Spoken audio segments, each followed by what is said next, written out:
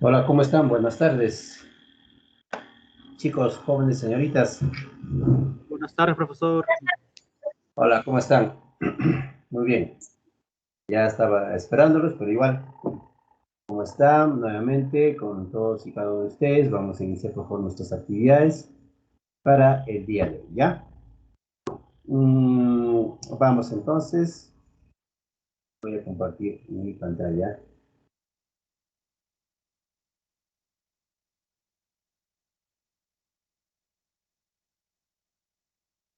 Y me parece, ¿no es cierto?, que podemos ver por acá ya. ¿Sí? ¿Estamos observando? Sí, profesor. Correcto, gracias. Muy bien, hoy día vamos a hablar de este tema del vínculo familiar, ¿no es cierto?, que se establece dentro de un sistema social. Básicamente lo que nos interesa aquí es la relación que existe entre las personas o los que integran la familia, ¿ya? Tradicionalmente se puede decir que la familia, ¿no es cierto?, es un conjunto de personas, ¿no es cierto?, que habitan bajo un mismo espacio y que cubren sus necesidades diversas. Pero también podemos decir que la familia, ¿no es cierto?, es la célula fundamental o el núcleo fundamental de la sociedad. Además, podemos decir que la familia, ¿no es cierto?, es un conjunto de personas unidas por vínculos diversos. O sea, cualquiera de esos podríamos utilizar. Nosotros vamos a utilizar el tercero, ¿ya? La tercera noción de lo que es la familia. ¿Por qué? Porque nos interesa la relación, nos interesa el vínculo que existe entre cada uno de los que integran la familia, ¿ya? Teniendo en cuenta que la familia, como tal, como institución, ¿no es cierto?, como alguien diría, como empresa, tiene pues variedades, ¿no? Diferencias, depende precisamente de la relación o del tipo de relación que se haya establecido entre ellas, ¿ya? Así, se puede entender entonces que la familia es una unidad social compuesta por un conjunto de personas unidas por vínculos consanguíneos, ¿ya? Los vínculos consanguíneos serán de padres a hijos, de abuelos a nietos, ¿de acuerdo? Pero también afectivos. Y en este caso, los vínculos consanguíneos sumados a los vínculos afectivos, ¿no? Dado la relación, fíjate, de repente de apego o de repente de, digamos, el hecho de que las personas puedan sentir algún nivel de proximidad, ¿no es cierto?, por afinidad, etcétera, también hacen precisamente esa relación afectiva. Por ejemplo, una relación por afinidad lo tiene la pareja conyugal, ¿ya? La pareja de esposos, pero también cohabitacionales. ¿Por qué? Porque ellos comparten el espacio de la vivienda, comparten el espacio del hogar. Aquí hay una clara diferencia entre lo que es casa y lo que es hogar.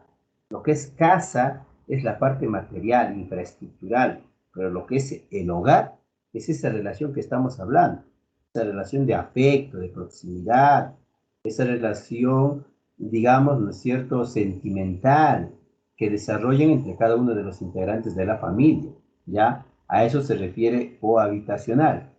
Y que a los efectos de las normas sociales se organizan alrededor de reglas, ¿ya? Es decir, las familias tampoco se pueden organizar sin que haya alguna normativa que los acompañe, que los avale. Esto seguramente se puede entender de manera más bien entendida o sobreentendida. Digo esto, será sobreentendida si cada uno de ellos, ¿no? Sin que alguien se lo mencione, siente que pertenece a esa relación familiar, ¿no? Como que es parte inherente a esa relación familiar. Pero será entendida si alguien le explica, si alguien le da a conocer, ¿no? No es lo mismo que alguien le diga, ¿sabe qué? Acá en este hogar existen una serie de reglas y estas son las que tienes que cumplir. Esas son explícitas, entendidas. Pero si nadie le dice nada, ¿no es cierto? Y sencillamente se siente él o ella comprometida con la relación familiar, entonces es sobreentendida, ¿ya? A eso se refiere. Y además de que se relacionan alrededor de reglas, roles diferenciados, porque los roles serán los comportamientos diferenciados que le toca, digamos, ¿no es cierto?, al varón, padre, a la mujer, madre, al hijo varón, a la mujer, en este caso, a la hija mujer, ¿no?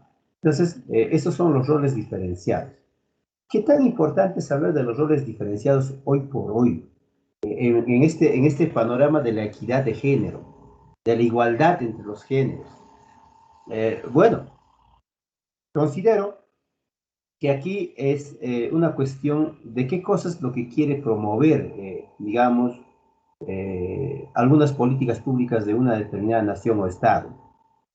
Si el Estado desea fomentar entre las familias, ¿no es cierto?, el hecho de la igualdad de funciones o de roles, entonces ahí no hay roles diferenciados. Ahí hay igualdad de roles. Que cualquiera puede hacer, en este caso, las actividades diversas. ¿Por qué? Porque seguramente a ese Estado o a esa nación le interesa que todos convivan en igualdad de condiciones. Pero si en cambio, ¿no es cierto?, el Estado prefiere que los varones, los padres, tienen que ser tan responsables con los críos, en este caso con la pareja también, entonces habrán roles diferenciados. ¿Se da cuenta? Y entonces se defenderá toda aquella, digamos, situación de tutelaje donde los padres o los varones, en este caso padres, puedan asumir respecto a los demás integrantes de la familia. Y cualquier problema que ocurriera al nivel, digamos, de la atención que pueden tener cualquiera de los integrantes, desde mamá hasta los hijos, el directo responsable sería el padre varón.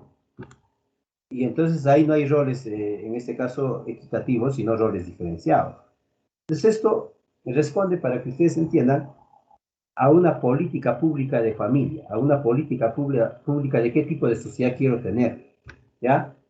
Por ejemplo, yo estaba revisando hace digamos, unos días un informe, ¿no es cierto?, eh, de la OCDE, ¿no? La OCDE es el organismo, ¿no es cierto?, de cooperación para el desarrollo económico de las diversas naciones del mundo, y la OCDE hace un informe, fíjate, haciendo comparativamente de cómo están las familias en tres países: Dinamarca, Holanda y Australia. Este informe data del año 2005. Entonces, en aquella época, fíjate de cómo era la relación de equidad o diferenciada. Realmente, si nosotros vamos a hablar dentro de los tres países, Dinamarca es el país más homogéneo que puede existir, por encima de Holanda y por encima de Australia. Dentro de esos tres países, el país más diferenciado en cuestión de roles es Australia. Eso es porque hay un informe del estudio respecto a la familia, de lo que correspondería a los roles, ¿no?, que corresponden a cada uno de los integrantes de la familia. Este mismo informe hace, por ejemplo, en qué países ha habido más divorcios, ¿ya? En qué países ha habido, digamos, ¿no es cierto?, familias monoparentales con mayor incidencia, ¿no? Por ejemplo, en Australia, escuchen, de cada 1000 matrimonios, ¿ya?, en Australia, perdón, de cada 1000 adolescentes en Australia, 17 son madres adolescentes, pero de cada 1000. En Holanda, de cada 1000, 10. ¿Ve? Perdón, en Holanda de cada 1000, 15. Y en Dinamarca, de cada 1000, 10. Entonces tiene menor incidencia, inclusive, ¿no es cierto?, de madres adolescentes. Y eso dice de la calidad de vida que tienen en este caso, ¿no es cierto?, los habitantes de Dinamarca. ¿Mm? Y seguramente cuando comparamos en nuestros países, chicos, fíjense que acabo de decir que en Australia de cada 1000, que dije, 17, ¿cómo está nuestro país? Nuestro país, de cada 1000, para inicios de la década del siglo XXI, eran 23 adolescentes, muy por encima de Australia. Y según el último informe, parece que ese 23 se había movido a 25 o 27. O sea que como país no hemos crecido ni hemos desarrollado tomando conciencia de que cómo podemos evitar que los adolescentes sean madres o padres. No hemos tomado conciencia en absoluto. ¿Por qué? Porque somos el país más desigual que probablemente existe en Latinoamérica. Haciendo esta comparación con el informe de la OCDE, ¿no es cierto?, de cómo están las familias. Así es que, cuando te dices roles diferenciados, tú inmediatamente sacas cuenta de dónde vienen esos roles diferenciados y por qué existen esos roles diferenciados. Y también, ¿no es cierto?, y responsabilidades vigentes, claro, porque se entiende que los que integran la familia tienen responsabilidades diversas. Y claro, y si vamos a hablar de roles diferenciados, como es, lo que es nuestra realidad, nuestra verdad, entonces diremos pues, que los padres, ¿no es cierto?, se dedican a cuidar, proteger, de repente resguardar, ¿no es cierto?, desarrollar a los niños. Esa es su función, su trabajo, ¿no? Y cualquier, digamos, desvío en la normalidad de ese desarrollo, los únicos responsables son los padres. ¿Por qué? Porque ellos están asumiendo esa responsabilidad. ¿Se da cuenta? Entonces, ahí hay mucho, mucho pan que rebanar. Ha sido la parte introductoria, estimados estudiantes. Ahora veamos un poquito de cómo las familias van cambiando. ¿Ya? ¿Se escucharon, no? Profesor, Sí, profesor. no le entendí muy bien de cohabitacionales. Ah, cohabitacionales no me entendió bien. Cohabitacionales se refiere a la relación de afecto, a la relación de proximidad sentimental. Cohabitacionales significa no el espacio físico mismo, sino la posibilidad de compartir ese espacio bajo un sentimiento de apego, un sentimiento de amor, de solidaridad, de ternura en el entorno familiar, estimado Benny. Ya, profesor, ahora sí lo entendí. Muchas Ok. gracias. Ahora vamos a ver un poquito de las familias, cómo se han ido cambiando, y para esto he hallado un pequeño extracto de un pequeño video. Por favor, ustedes me dicen ya mismo si están, en este caso,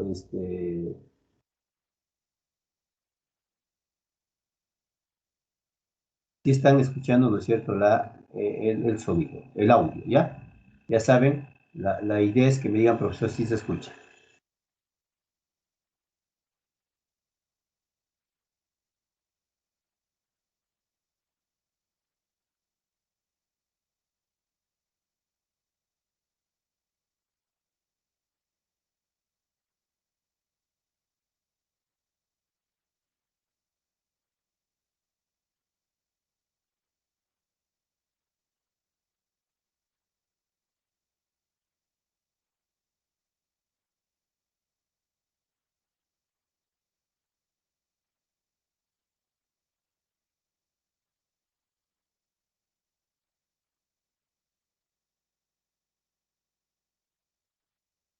¿Se escucha?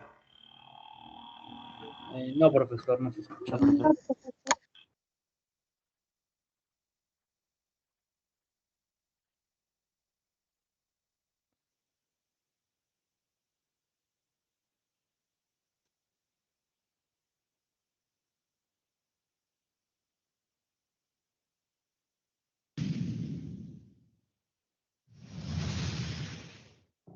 Es increíble cómo han cambiado las Ahora sí se escucha, profesor. familias con el paso del tiempo. El núcleo familiar también ha evolucionado como lo ha hecho la tecnología, el clima, los recursos del planeta, etc. Pero, ¿qué tan positivo o negativo son estos cambios? Veamos cómo ha ido cambiando la familia a través de estos años. En la década de los 70, las familias eran el centro de nuestras vidas. El promedio de hijos era de 8. Era bastante normal ver familias numerosas. Existía una limitación laboral para las mujeres, a quienes se les veía más cumpliendo su rol de ama de casa al cuidado de sus hijos. Eran muy pocas las mujeres que desempeñaban puestos laborales en las empresas, y las que los tenían desempeñaban cargos de asistentes, secretarias, taquimecanógrafas, entre otras más. Ya para la década de los 80, el promedio de hijos descendió a 5 por pareja. La educación no representaba un gran problema, y las madres continuaban desempeñando sus roles de amas de casa y organización del hogar. Pero era el hombre el encargado de llevar las riendas de la casa y el proveedor financiero para satisfacer las necesidades de alimentación, vestuario, medicina, etc. Los años 90, sin duda, fue una década que marcó de manera significativa a la humanidad. Proliferaron las computadoras, celulares, los beepers, celulares, el internet. Surgieron muchas clases universitarias y especializaciones al alcance de todos. La mujer fue saliendo de su hogar para tomar un rol más activo y comenzaron a llenarse las universidades de mujeres en carreras de las ciencias sociales, humanidades, ingenierías y especializaciones técnicas que les permitieron introducirse en la fuerza laboral. Lograron independencia económica y más soltura en sus vidas, dejando en un segundo plano la maternidad. Pero con esta independencia de la mujer surgen los problemas a nivel de pareja y se disparan los índices de divorcios. El promedio de hijos desciende a 3 por familia y la mujer comienza a ser, además de ama de casa, proveedora financiera de su hogar. Entrando el siglo XXI, el promedio de hijos por hogar se limita de 1 a 2 y las mujeres comienzan a tomar decisiones de postergarlos, dando prioridad a su vida profesional antes de traerlos al mundo. Los deberes y responsabilidades ya se van equiparando entre mamá, papá y los hijos, contrario a décadas anteriores donde los roles y estereotipos de hombre y mujeres eran más rígidos. Las mujeres logran igual independencia financiera y profesional que los hombres y no están tan dispuestas a casarse para dedicarse únicamente al hogar, prefiriendo tener parejas sin responsabilidad legal, aceptando la unión libre que conlleva menos compromisos. Ya los matrimonios disminuyen y es normal ver parejas conviviendo juntos sin estar casados. Ya para el año 2010, los recursos y oportunidades financieras se limitan, a tal grado que los hogares no se pueden sustentar económicamente con tantos hijos y deciden tener únicamente uno, o en algunos casos deciden no tenerlos por la falta de oportunidades y carencias de recursos. Se comienza a tener problemas con los hijos, quienes crecen solos porque tanto mamá como papá tienen que trabajar fuera de casa para sobrevivir. Se vuelven más rebeldes, carentes de atención y afecto y buscan en amistades suplir la falta de amor del hogar. Hombres y mujeres ya no están dispuestos a tener parejas que no llenen las expectativas que busquen y los problemas del hogar se vuelven más complejos que los llevan a una separación. Por tanto, buscan segundas o terceras uniones o se mantienen solteros sin compromisos. Hoy en día creciendo en aumento un fenómeno denominado DINGS, por sus siglas en inglés, que significa doble ingreso sin hijos. Este fenómeno surgió en Europa. Son parejas que prefieren mantenerse sin hijos y dedicar sus vidas al desarrollo profesional. Invierten sus ingresos en ellos mismos, logran un nivel económico medio alto. Estas parejas invierten el 72% de sus ingresos en viajes, ropa, restaurantes de lujo, tecnología o diversión. Comparten responsabilidades del hogar y se mantienen activos en la mente. Muchos los juzgan como egoístas y materialistas, y ellos se defienden diciendo lo contrario, que egoísmo sería traer a este mundo a un niño que sufrirá de las carencias de recursos, de los problemas sociales y la delincuencia y peligro que hoy nos afecta.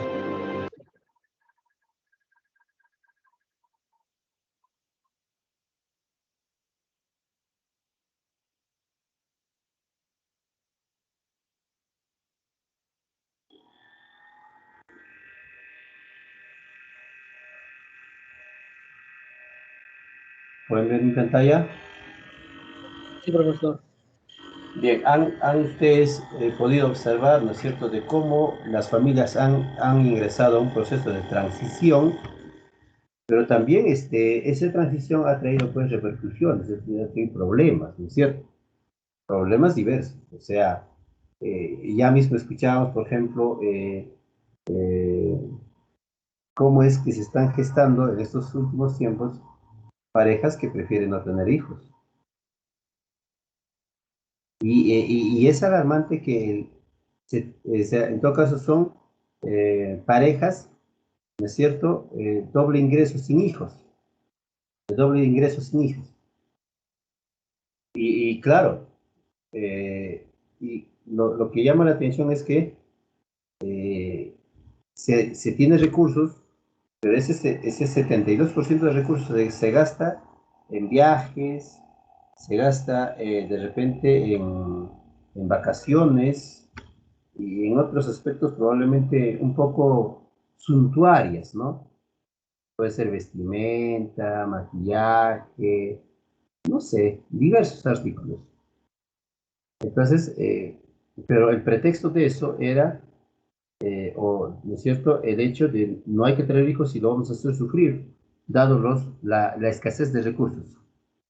Bueno, en ese caso, como les digo, de repente no se entiende mucho, porque lo que pasa es que ahí lo que se ve más bien es un cambio de orientación, un cambio de motivación por otros aspectos en la vida. Ya lo hablaremos más tarde también.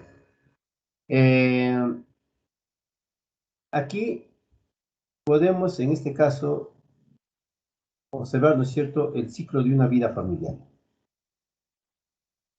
Cuando hablamos del ciclo de vida familiar, lo que se tiene en cuenta aquí es que cuáles son los tránsitos o las etapas por las que pasa una familia. Evidentemente, ese tránsito será de una familia clásica, una familia nuclear, una familia que de repente ya está dejando de existir, porque si nosotros nos damos cuenta, las familias hoy son familias más bien ligados o relacionados básicamente en función a objetivos, ¿ya? En función a metas en la vida, ¿eh? Entonces, no tanto responde de repente en un determinado momento este tipo. Pero bueno, en tanto nos encontremos ahí, repasemos cuáles son los ciclos de vida familiar, al menos en ese modelo tradicional.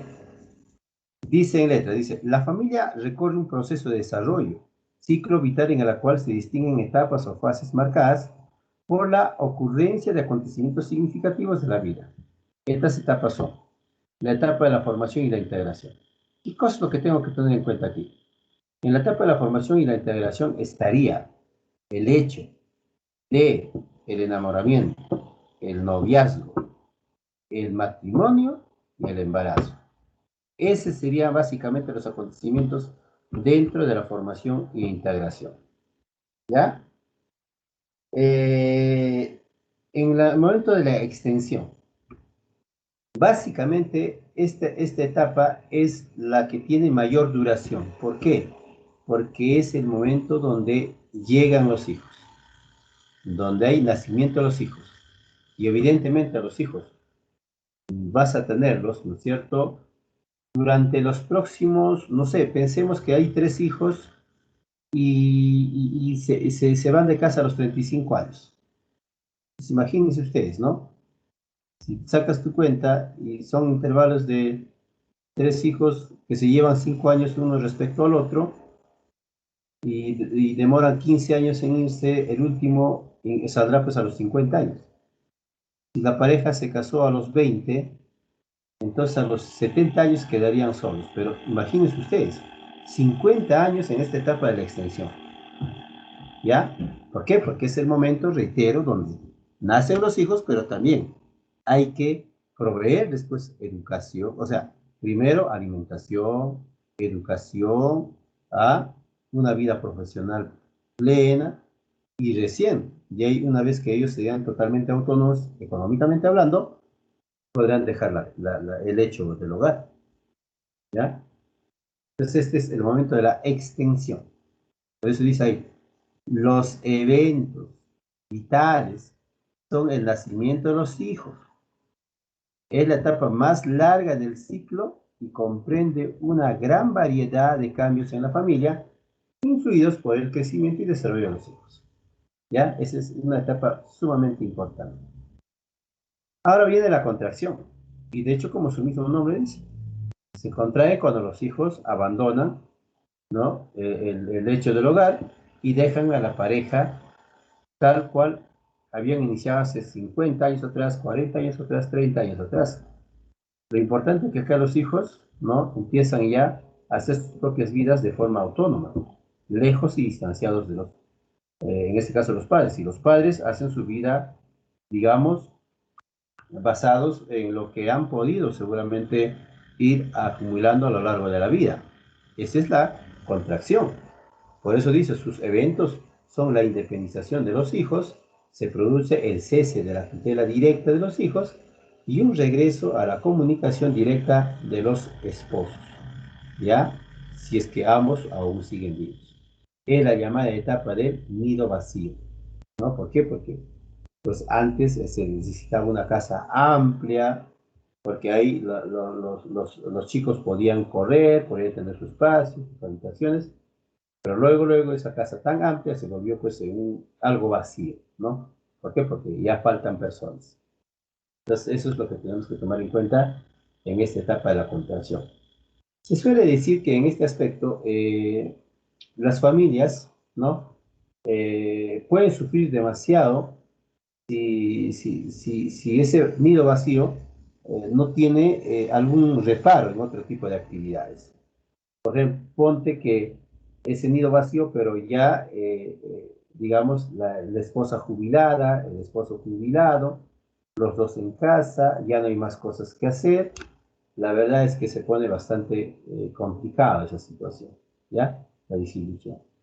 Eh, Seguramente ustedes han visto, y yo también, hemos sido testigos de que pues a veces los esposos ya octogenarios deciden emprender a hacer algo, pues, ¿no? ¿Y qué cosa se puede hacer a esa edad? Sí, hay una pensión seguramente, pero algo hay que hacer. Más es la tristeza, la depresión, la soledad, pues hay que algo hacer. A veces ponen pues una bodeguita, ¿no? O ponen un pequeño negocito por ahí, de repente pues yo no sé si la esposa se dedica a hacer algo más manual de cocina o de lonchecitos, lo que fuera, pues están dedicados a eso. Pero luego tampoco ya la fuerza da demasiado, ¿ah? Ya se están deteriorando, seguramente habrán diversos malestares y molestias fisiológicas corporales propios de la edad, etcétera. Ya la situación se hace bastante complicada. ¿Ya? Eso, por favor, para pensar en la etapa de la disolución. Vamos aquí en las funciones de la familia. Cuando hablamos de las funciones de la familia, hablamos de la función biológica, la función educativa, la función económica y la función psicológica. La función biológico-reproductora, en este caso, es cuando se satisfacen las necesidades sexuales de la pareja. La, la necesidad de acercarse, la necesidad de intimidad, pero también la necesidad de reproducción. Porque muchas veces, claro, hay parejas que seguramente desean de la manera más sincera, más ferviente, el hecho de la llegada de los hijos, pero no lo logran. No a todos les dan la bendición seguramente de poder traer hijos a este mundo. Hay situaciones que se presentan y no se dan así por así nomás, ¿ya? Entonces esta es la función, ya de satisfacción, de ternura, ¿no es cierto? Ya digamos, de las necesidades sexuales que tengan, o ya de la necesidad de reproductor. A eso se le llama función biológica, ¿ya? Es importante decir que dentro del mundo animal, dentro del mundo mamífero, los seres humanos son los únicos que pueden tener, o dentro de los ellos, muy pocos, ¿no es cierto?, los seres que pueden tener intimidad sin necesariamente cumplir la función reproductora. Casi todos los mamíferos lo hacen con fines reproductores, ¿ya? Entonces eso también hay que tener muy en cuenta. La función educativa o socializadora.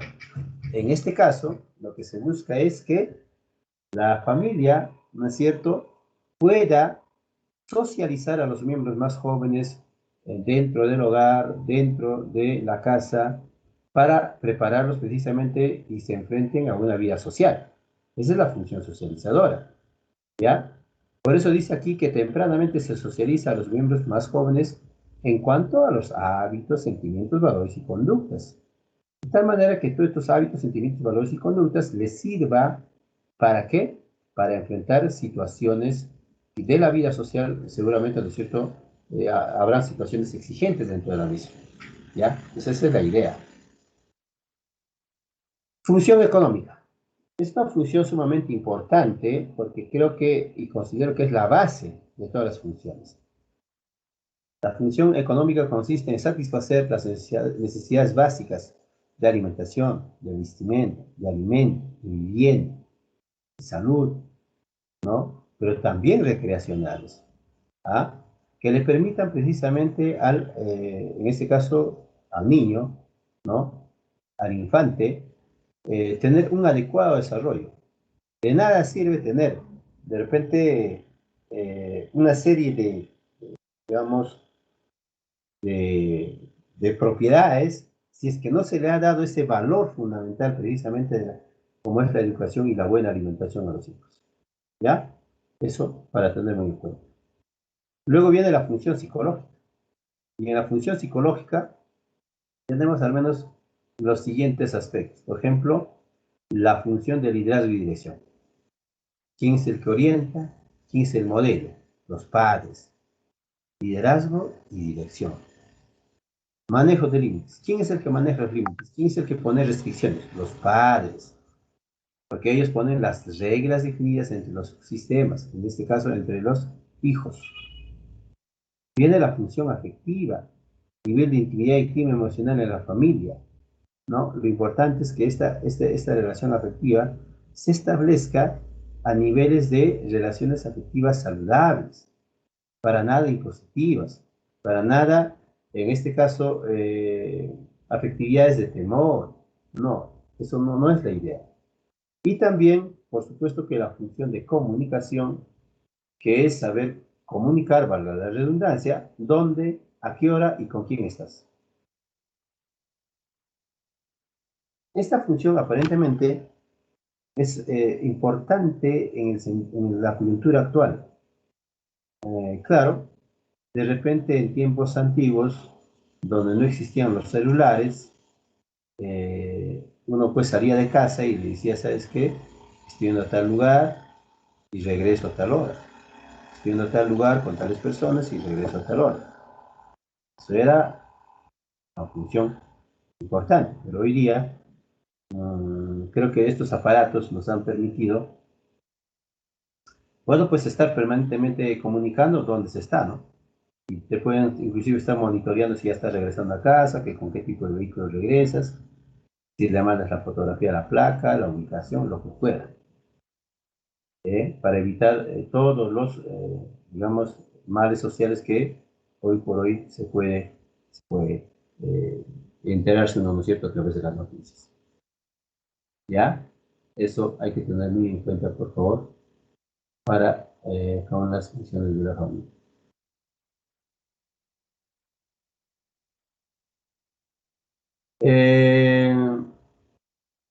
Ahora vamos a ir acá, ¿no es cierto?, a los tipos de familia. Y para hablar de tipos de familia, creo que hay varias. Veamos. Por favor, me confirman el audio, ¿ya? ¿Está escuchando? Sí, profesor.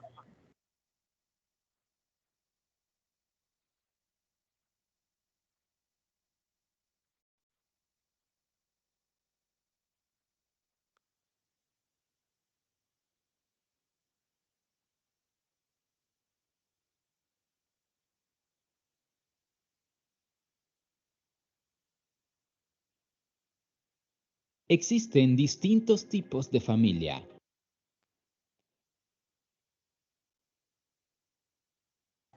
Sí se escucha, profesor. Nucleares, homoparentales, sin hijos, monoparentales, reconstituidas, extensas, adoptivas, de abuelos y de acogida. A continuación te explicamos sus características con detalle. Las características de las familias actuales de México, España, Colombia, Argentina u otros países de Latinoamérica son muy diferentes a las de hace 40 o 50 años. De igual forma que las familias de esa época eran muy diferentes a las de otros 40 o 50 años atrás. Y así sucesivamente hasta el origen de la humanidad. Es lo que podría definirse como la evolución de los modelos de familia. La familia es una unión de personas que comparten un proyecto vital de existencia que se desea duradero, en el que se generan fuertes sentimientos de pertenencia a dicho grupo. Existe un compromiso personal entre sus miembros y se establecen intensas relaciones de intimidad, reciprocidad y dependencia.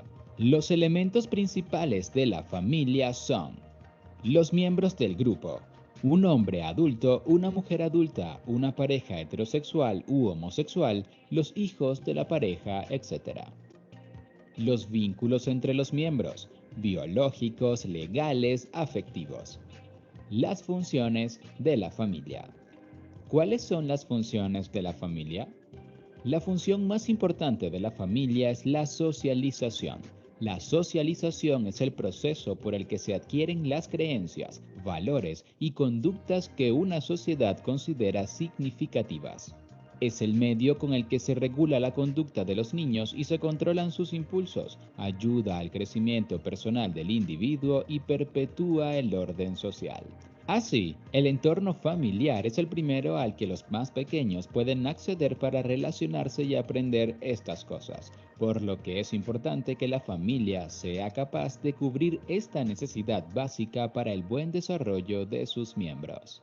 Además de la socialización, las familias ayudan en la educación y desarrollo emocional de las personas, incluyendo el desarrollo de la autoestima, autoconfianza y desarrollo de habilidades sociales. ¿Cuáles son los diferentes tipos de familia que existen? En la actualidad se pueden encontrar bastante diversidad en cuanto a los modelos familiares. Los diferentes tipos de familia se pueden clasificar de la siguiente forma. Familias nucleares. Las familias nucleares están compuestas por una pareja de adultos que se hacen cargo de uno o más hijos biológicos. Es por tanto la familia clásica. Sus funciones principales son la crianza de los niños y conseguir el bienestar socioafectivo de sus miembros. De hecho, existen investigaciones que afirman que los hombres casados son más felices que los solteros. Sin embargo, no está claro si esto es una correlación o una causa. Es decir, podría ser que los hombres que son más felices se casan precisamente porque eso les ayuda a encontrar pareja. La familia nuclear es el concepto tradicional de familia. Cuando se habla de familia, en el lenguaje popular, las personas hacen referencia a este tipo, aunque cada vez más se va extendiendo más el término. Familias reconstituidas, ensambladas o compuestas. Esta modalidad de familia tal vez sea la que más abunda en la actualidad debido al gran número de divorcios que se producen. Son formadas, por ejemplo, por los hijos biológicos del padre y los hijos biológicos de la madre. Son por tanto hermanastros que forman una familia por haberse unido sus padres tras separarse de sus parejas anteriores. Familias de 3 generaciones o extensas. Son las formadas por miembros pertenecientes a distintas generaciones que conviven juntos. Por ejemplo, una familia formada por una pareja, padre y madre, sus hijos y el abuelo. Esto es otro tipo tradicional de familia, más extendido en países con menos recursos económicos y en culturas con valores familiares en las que se valora más al grupo. Familias adoptivas. Una pareja o un adulto en solitario con uno o más hijos adoptados. Estas familias son más comunes en los países desarrollados, cuyas familias tienen más recursos económicos para adoptar niños de su propio país o de otros.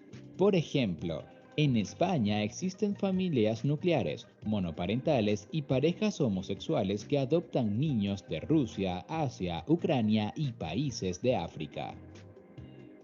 Familias de acogida. Una pareja o un adulto en solitario decide acoger en su casa a uno o más niños hasta que encuentren un hogar permanente. Este tipo de familias también es más frecuente en países desarrollados. Por otra parte, son más frecuentes tras épocas de guerra, cuando los padres han muerto o no han podido huir de sus países. Familias sin hijos. Son las formadas por dos adultos, heterosexuales u homosexuales, que no tienen hijos, ya sea porque lo han decidido o porque no han podido. Debido a la actual situación social y económica social, en la que los jóvenes tienen más dificultad de acceder a la vivienda con sueldos generalmente más bajos, tener hijos se ha vuelto algo no prioritario y que se pospone hasta los 30 o incluso 40 años. Relacionado con este tipo de familia está la crisis de natalidad que tienen países como Japón o España. Específicamente en Japón, las mujeres han comenzado a valorar más el área profesional de sus vidas, dejando en un segundo lugar la posibilidad de tener pareja e hijos. Familia de abuelos. Esta clase de familia se da cuando los abuelos cuidan a sus nietos, debido a que los padres los han abandonado, han muerto o tienen problemas de adicciones o legales. Dependiendo de la situación particular de los abuelos, los hijos pueden quedarse con ellos hasta que sean mayores de edad y puedan decidir o entrar en programas de adopción. Familias homoparentales. Son familias formadas por dos padres o madres homosexuales y uno o más hijos. Hasta hace poco, cuando se hablaba de parejas de adultos, sobre todo en estos temas, se asumía que se trataban solamente de parejas heterosexuales. El rechazo existente hacia esta modalidad familiar, predominante en ciertos sectores sociales, parte de las creencias que aún se tienen sobre las personas homosexuales y de las creencias arraigadas sobre los roles de géneros en la maternidad y paternidad. Estos prejuicios aún perduran a pesar de las numerosas investigaciones y estudios realizados por importantes instituciones como la American Psychological Association, APA, o la American Academy of Pediatrics, AAP. Estos demuestran que los hijos con padres del mismo sexo llevan una vida de lo más normalizada y que esto no influye de forma negativa en su desarrollo. Es más, incluso hay datos que defienden todo lo contrario. Los hijos de parejas homosexuales cuentan con una mejor salud mental, más autoestima y roles de género más flexibles. Esto se debe a que suele ser una maternidad y paternidad muy reflexionada, los que les lleva a investigar sobre el desarrollo infantil, propiciando estilos educativos adecuados y un ambiente familiar en el que los hijos se sienten queridos y protegidos, a la vez que se alientan la autonomía e independencia. Familias monoparentales. La familia monoparental es la que está formada por un solo padre, ya sea hombre o mujer. Esta modalidad de familia tampoco se libra de la crítica y la especulación, tanto en el caso de las mujeres solas como de los hombres, aunque estos últimos continúan estando en minoría. Hace algunos años, cuando se hablaba de familias monoparentales, el perfil más común era el de la madre divorciada que se tenía que hacer cargo de los niños en solitario porque el padre se había desentendido. También se daba el caso de adolescentes embarazadas donde el padre biológico se había desentendido. Hoy en día ese perfil ha cambiado un poco. Si bien es cierto que siguen abundando las madres divorciadas, en los últimos años se ha producido un aumento considerable de mujeres que han decidido ser madres en solitario a través de métodos de reproducción asistida. Igualmente, son cada vez más los padres que tras el divorcio deciden quedarse con la custodia de sus hijos, reivindicando así su derecho a ejercer la paternidad en igualdad de condiciones que las mujeres. En el caso de las mujeres que deciden ser madres en solitario o terminan siéndolo porque no les queda más remedio, no se cuestionan tanto su capacidad como madre como el efecto que tendrán en los más pequeños la ausencia de una figura paterna. Sin embargo, cuando se habla de padres solos, las dudas sobre el adecuado desarrollo de los menores se disparan, basándose sobre todo en argumentos que cuestionan la capacidad y habilidad de los hombres para ser padres.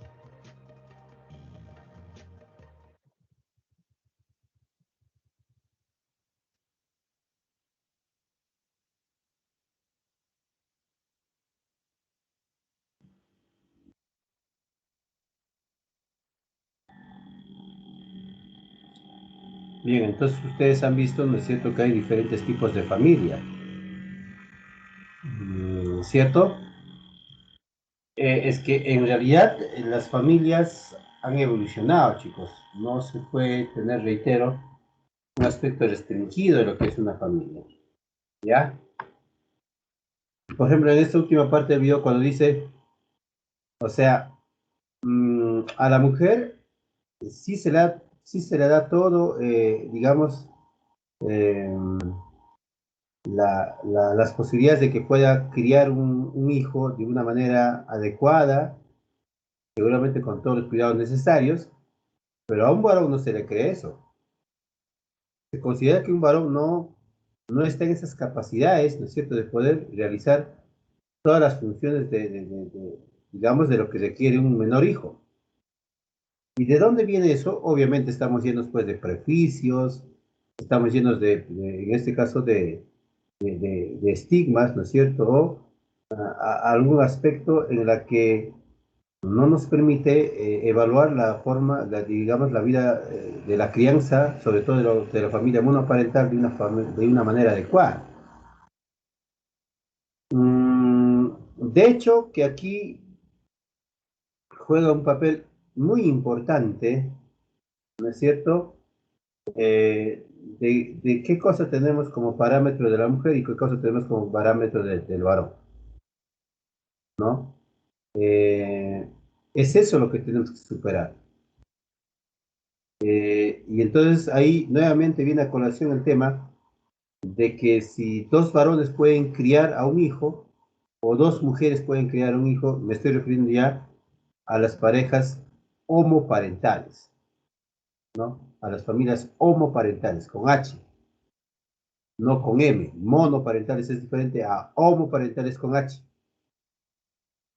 Y entonces ahí nuevamente se pone también, ¿no es cierto?, basado seguramente en alguna situación prejuiciosa, el hecho de que los varones, en este caso las parejas homoparentales, no podrán realizar las diversas actividades con los hijos, pero sí, si se trata, en este caso, ¿no es cierto?, de mujeres, ¿no?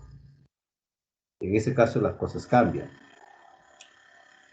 ¿A qué se debe eso y por qué se llega a esa instancia? Sería una de las preguntas que tendríamos que lanzar, ¿no?, para hablar de estos tipos de familia. Ahora, vieron también que hay familias, por ejemplo, que desean vivir sin hijos. Vieron también que hay familias, por ejemplo, que están constituidas por los abuelos. ¿No? Vieron también que hay familias tipo hogar, como a la espera de una familia que lo adopte, ¿no es cierto? ¿Ya? Mm, como que también hay familias adoptivas, pero básicamente se entiende ahí como que son familias con altos recursos económicos, porque lo mínimo que quiere un Estado, sobre todo en la americana y en la europea, es que ese hijo pueda sufrir, ¿no? Y esto de las familias por adopción vienen pues precisamente de las épocas bélicas, de la Primera, Segunda Guerra Mundial, cuando los chicos quedaron huérfanos, ¿no es cierto?, de padres, entonces había necesidad de tener hijos, ¿no? Perdón, de adoptar hijos, seguramente por estas familias. Y así es que toda esta situación nos hace pensar que la familia, reitero, tradicional, la nuclear, esa que estamos viendo, van a tener que dejarse. Si hay una familia que de todas maneras, ¿no es cierto?, identifica a las familias, digamos, peruanas, latinoamericanas. ¿Cuál es esa familia que identifica? ¿Cuál? La A las familia, mismas, la familia, más grandes, profesor. la familia extensa. Ajá. Esa es la que identifica a las familias peruanas, a las familias latinoamericanas. En cambio, si alguien habla de aquí, ¿por qué? Porque en las familias, en este caso en nuestras culturas, bueno, pues nosotros vivimos con los padres, los primos, los tíos, los abuelos, ¿ve? Entonces se hace, inclusive, como decía el video, hasta 3 generaciones, ¿ve? Yo diría, inclusive hasta 4, ¿qué problema habría? ¿no? El asunto es que este tipo de familias es la única manera que han sabido las familias para sobrevivir también en el tiempo, porque había épocas de bastante crisis, cosa que se hacía una especie de olla común dentro del hogar, o sea, alimentarse todos porque tenían que trabajar todos, y entonces, pues había que sobrevivir, ¿no? Ya ha habido épocas bastante difíciles, como seguramente la que estamos viviendo en estos momentos. Pregunten ustedes a sus padres cómo han cambiado los tiempos en estos momentos. La situación se está poniendo bastante crítica, bastante intensa, porque pues todos los días, y seguramente su mamá se da cuenta que ya subió el gas, ya subió el pollo, y ya subió, si papá se dedica al transporte, ya subió el combustible, ya subió los repuestos, etcétera, etcétera, etcétera. Entonces, son tiempos bastante difíciles. Pero bueno, seguiremos hablando dentro de un ratito sobre estos aspectos que hemos visto en el video, porque para mí era importante puntualizar algunos aspectos que han ustedes podido observar para luego ya ver nuestros tipos de familia por su organización, pero también ver nuestros tipos de familia por su función. Jóvenes, nos vemos.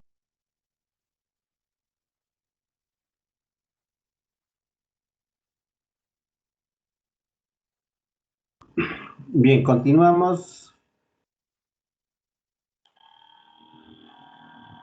Bien, ahora sí, hablemos de los tipos de familia por su organización, ¿de acuerdo? Mire, tenemos la familia tradicional, esa que hace momento hablábamos. Pero resulta que esta familia tradicional, que es una familia nuclear, ¿no? Pero con dominio y predominio del género masculino, en este caso del padre. ¿Me escuchan, no, jóvenes? Sí, profesor. Hola. Profesor, Hola, chicos. Sí, se le escucha, profesor. Ya. escucha, maestro. Benny, ¿me escuchas, por favor? Sí, se le escucha, profesor.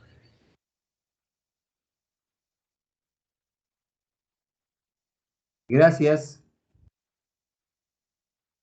Bien. Entonces, en este aspecto decíamos lo siguiente, ¿no? Aquí, si bien es cierto que las familias tradicionales son esas típicas familias que hablábamos hace un momento, pero estas familias están básicamente, ¿no es cierto?, orientadas, dirigidas por el padre, ¿ya? Por el padre. Es decir, se puede decir que es una familia patriarcal, machista. Eh, Podría decirse inclusive filoandrógeno, ¿ah? En la cual se caracteriza por poseer una estructura de autoridad donde se evidencia un claro predominio masculino. ¿De acuerdo? En ellas existe una división sexual de trabajo. ¿Mm? El padre cumple el rol de proveedor y la madre el rol doméstico. Y de hecho que esto se ha discutido bastante, jóvenes. Pero bueno, es una familia tradicional, ¿no? Y yo creo que en una familia, básicamente lo que se busca, ¿no es cierto?, es que tanto el varón y la mujer actúan de acuerdo hasta donde se lo permitan también, ¿no? La mujer ha aprendido a vivir de esa manera porque pues el varón ciertamente ha tenido pues esa particularidad, ¿no es cierto?, de repente absorber y resolver también todas las necesidades precisamente que tiene la familia, ¿ya? Familia en transición. Cuando hablamos de la familia en transición, fíjense ustedes, aquí ya tenemos que ver hasta qué punto la familia empiezan a de repente modificar alguna de las acciones o comportamientos o conductas que tengan. Podrían ir acomodando de acuerdo a la situación en la que se presenta esta familia. Por eso dice que los padres comparten autoridad con la madre y procuran menos castigo físico ante la falta de sus hijos. Mantienen una alta comunicación, especialmente con los varones, y presentan, dice, expresiones afectivas mucho más frecuentes con los hijos y la pareja. Cuando te hablo de la familia en transición, esta clasificación claramente te está reconociendo que normalmente las familias son tradicionales. ¿Ya? O sea, es lo que te está diciendo esta clasificación.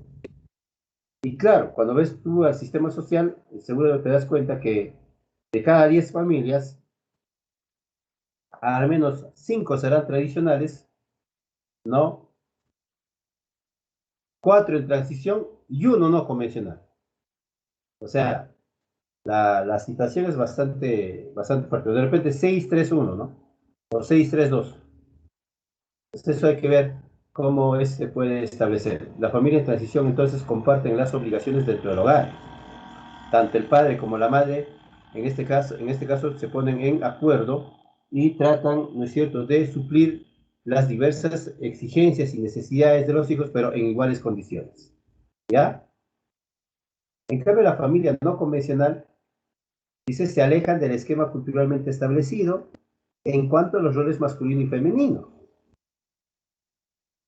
Cuando dice que se alejan es que no necesariamente cumplen, las transgreden, se oponen a ellas. Entonces las mujeres dejan las labores domésticas y el cuidado de los hijos a otras personas, ¿no es cierto?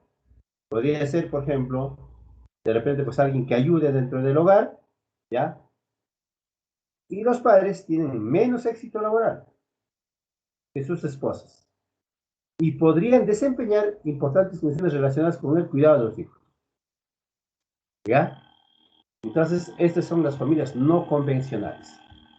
No convencionales para nuestra sociedad, hay que decirlo clarísimo, porque esto sería normal en otras sociedades, ¿ya?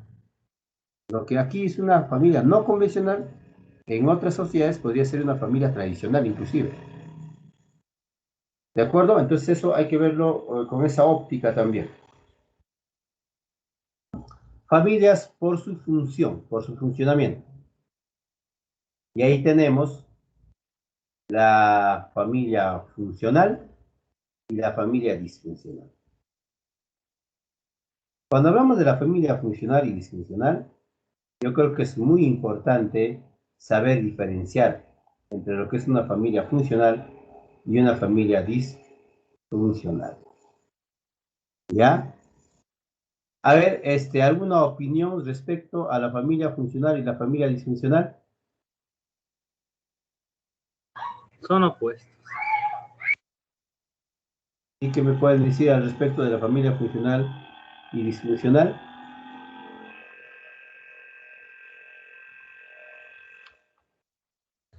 ¿Cómo conviven, profesor? ¿No?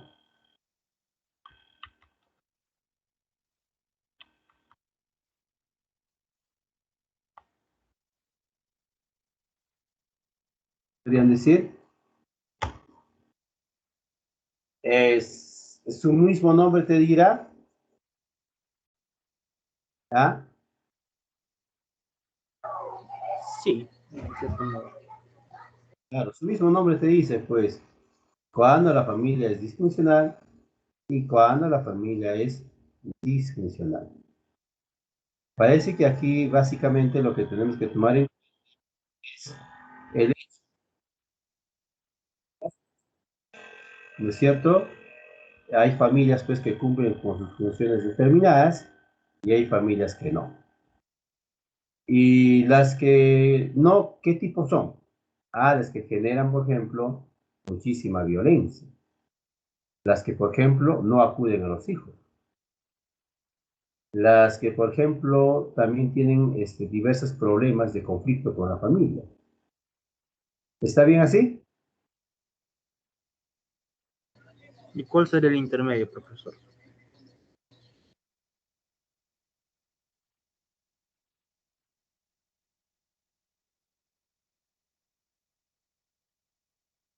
Disculpe, no te escuché.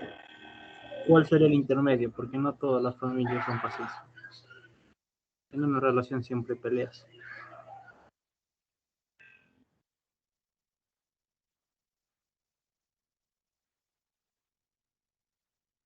Ah, esa es muy buena pregunta.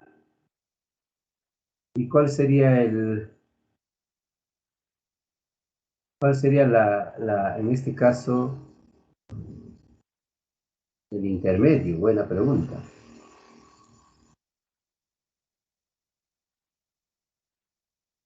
Mm. A ver, Benny, ¿cuál sería el intermedio? Donde hay peleas constantes, pero que se pueden solucionar fácilmente. Porque en una relación siempre va a haber peleas, por pequeños detalles o mayores. No se llega a una convivencia pacífica, porque es una relación en sí. Y en la relación hay altibajos.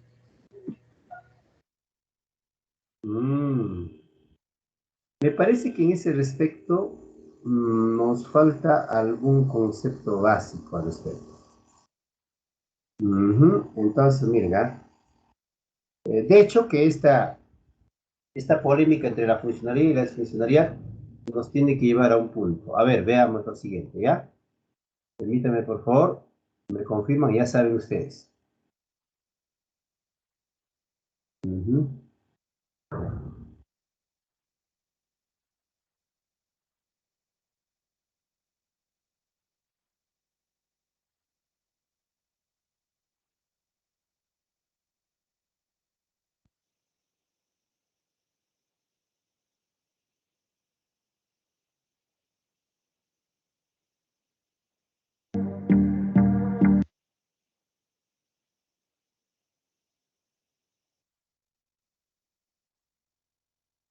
Sí se escucha, profesor.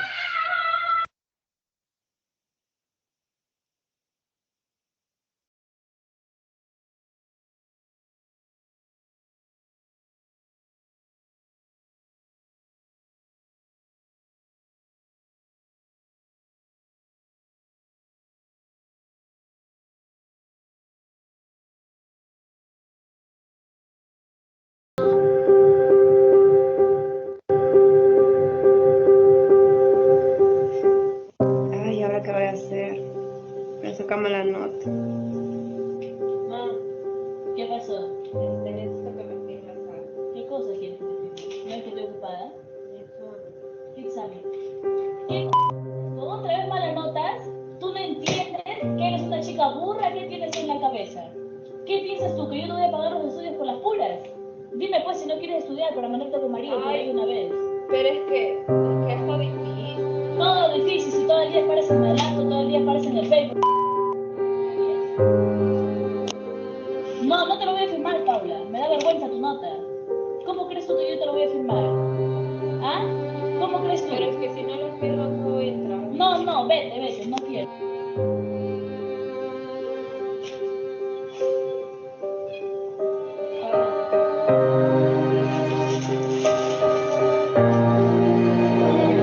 ¿Qué quieres? Pobre de ti que salga mala nota. A ver. Mira, ¿qué es esto? ¿Acaso pago tus estudios para que salga mala nota? ¿Por qué te callas? Respóndeme. Ya no estoy acá. Se acabó, no vas al colegio.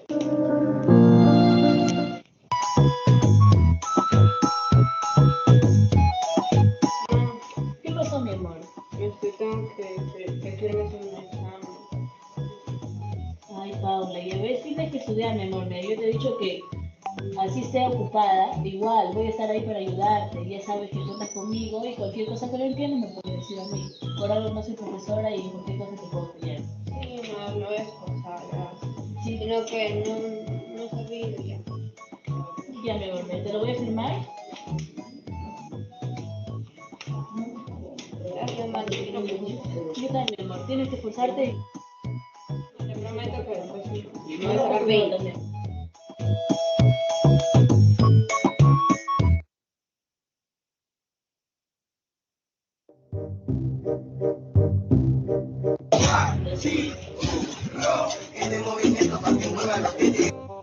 Aló, vecina. Sí, vecina, tengo que contarte algo. Sí, una buenaza, calentita, vecina. Ya está llegando. Ya, vecina, yo voy a abrir la puerta, no se preocupe. Ya. Uy, ahora qué me irá a contar, pues. Hola, vecina. Vecina, Ay, vecina, lo saca. Calentita, vecina, ¿qué contarte? Vecina, ¿qué pasó? Cuéntame. Sí, mire, vecina, ¿sabe qué? Ay, no sabe, la vecina le sacó los cachos cuernudazo a su marido. Uy, no sabes lo que ha pasado, vecina. Uy, eso sí ha sucedido, ya Y se lo encima digo ahora. está hablando de ti que eres una tal por cual, que tú no le quitó a su marido, que usted ¿Yo? es una tal por cual, que usted sale en la noche a prostituirse y todo ¿Yo? eso para hablando, sí, así para hablando. Sap.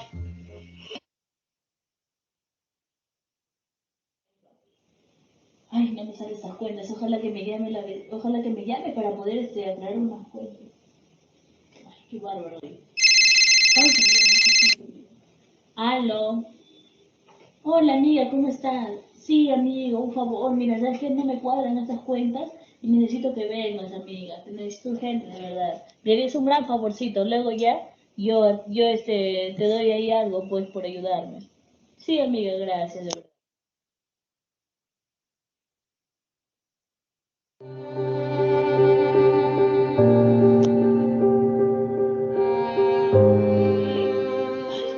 Qué huevadas son estas, una cólera. ¿Qué pasó? ¿Te puedo preguntar algo? Pero rápido, que no tengo todo el Pero no te tiempo. molestes. Ya, pero rápido, pues. Hay un chico que me gusta, me ha dicho que me gusta. ¿Qué? Tú estás bien loca, ¿no? ¿Que quieres sacar marido rápido acaso? Disculpa. ¿Qué crees tú? ¿Que yo estoy ociosa para escucharte esa clase de temas? A mí no me importa. Hazlo con tu vida lo que tú quieras. Si tú quieres sacar marido, cásate, ten hijos, no me importa. Además me gustaría que te largues ya de una vez. Ay, esta chiquita me saca de quicio.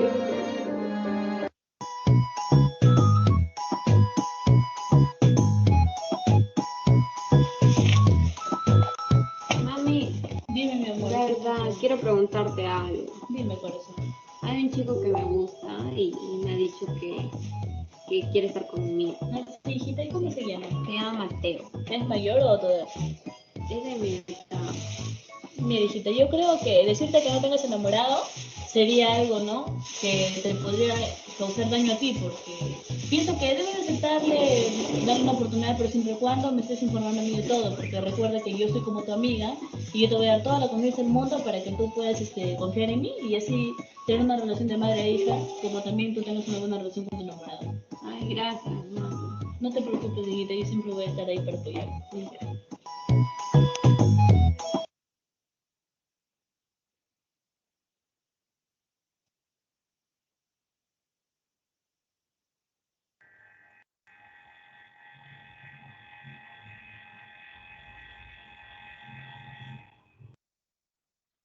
Yo creo que tienen ya la noción de lo que es, ¿no es cierto?, que es lo que es funcional y disfuncional, ¿no?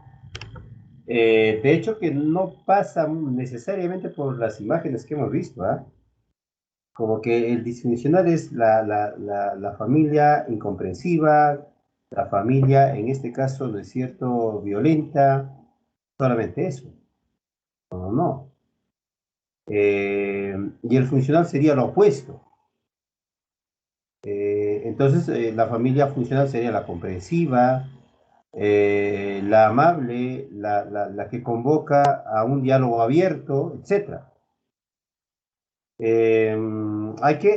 Yo creo que hay que hilar fino, hay que agarrar las cosas con pinza. ¿Por qué te digo esto? Por ejemplo, cuando en esta última parte le dice a la madre, tú sabes, y estoy para comprenderte, y soy como tu amiga, y estoy para apoyarte. ¿Qué dicen? ¿Familia funcional, disfuncional? Funcional. Funcional. ¿Ve? Ahora, la idea, hay una versión también, Benny y demás, los demás todos a través de ti, que se considera que una familia también tiene que ser responsable. Y como tal, el padre nunca deja de ser padre y la madre nunca deja de ser madre. Y yo diría como, en este caso, ¿no es cierto?, la versión de San Juan Bosco, ¿no? Educar con amor. Sería como una especie de tira y jala. Y entonces en ese aspecto se nos puede ir de la mano, precisamente porque yo conozco casos, por ejemplo, donde una madre le había dicho, el psicólogo le había dicho a la madre que ella tenía que comportarse como una amiga para su hija, que si se oponía a su enamorado, pues la chica terminaría yéndose con el enamorado de la casa. Tal es así que la madre abrió las puertas inclusive de su casa, ¿no? Le consentió, en este caso, al joven. El joven llegaba los fines de semana inclusive a almorzar, y etcétera, etcétera. Y de cuando en cuando, pues supongo que los chicos se quedarían solos en casa, imagino yo. La cuestión es que la chica salió embarazada cuando estuvo en quinto año de secundaria. Y cuando se le preguntó de dónde había empezado todo esto, es que ella había dicho que le había dado la confianza al chico y de todas las cosas. Entonces, yo creo que eso, ahí para mí es una familia disfuncional. Porque la madre no tomó, digamos, la responsabilidad y la seriedad del caso, porque no se trata de hacer amigos, se trata de hacer hijos responsables, se trata de ser hijos conscientes de las cosas que quieren en la vida. Y si yo no le hablo de esas cosas que quieren en la vida, entonces menos le voy a dar una responsabilidad de tener un enamorado, y peor aún si le voy a dar algún tipo de consentimiento dentro de la casa, la libertad, ¿no es cierto?, de poder ingresar a la misma. Obviamente, esas cosas no pueden pasar. Ya les pongo solamente un ejemplo para que ustedes también reflexionen que no necesariamente los materiales nos van a dar siempre, digamos, ideas muy elaboradas, ¿no es cierto?, de lo que consideraremos como una familia funcional disfuncional. En nuestro PPT, la familia funcional es aquella familia en donde prevalece el respeto, ¿se dan cuenta o no? La comunicación, la confianza y autenticidad de cada uno de los miembros. O sea que ellos tienen que estar muy conscientes de las cosas que quieren en la vida. Si yo no he trabajado en el tema de su autonomía, de su autoconfianza, de su responsabilidad, menos tengo que comportarme como un amigo de él o ella. Porque lo que estoy evidenciando ahí es que no he podido, hasta el momento como padre o como madre, permitirle saber discriminar entre lo bueno y lo malo. Es decir, tiene que estar su sentido moral muy elevado. Y eso definitivamente se tiene que hacer en una familia funcional. Por eso dice, característica que cada uno de los miembros tiene autoestima alta. Se sabe cuánto vale. Se sabe por qué vale tanto. Y se sabe para qué vale tanto. Además, se respeta la opinión de cada uno de los miembros. Sí. Y como sabemos que las personas que están dentro de la familia son bien logradas, que tienen alta autoestima, porque tienen autenticidad entre ellas, entonces las opiniones también son bien logradas, porque son personas que se han cultivado y han trabajado precisamente en su formación, ¿ya? Se permite la libertad de los miembros, por supuesto, libertad con responsabilidad, libertad, digamos, bajo la prisma, ¿no es cierto?, de los valores y el comportamiento moral. Esa libertad se requiere.